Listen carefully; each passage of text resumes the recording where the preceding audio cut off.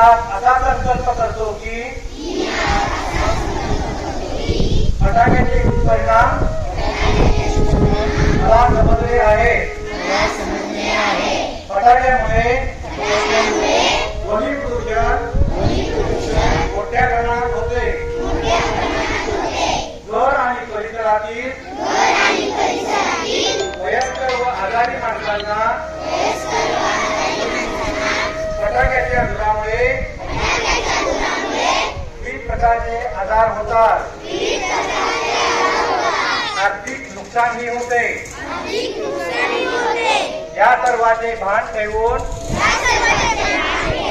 मी येत्या दिवाळीत फटाके न उडवण्याचा संकल्प करीत आहे. कमीत कमी फटाके उडवून आर्थिक बचत करेन व सुंदर पुस्तकं विकत घेऊन ती वाचेन. जय हिंद.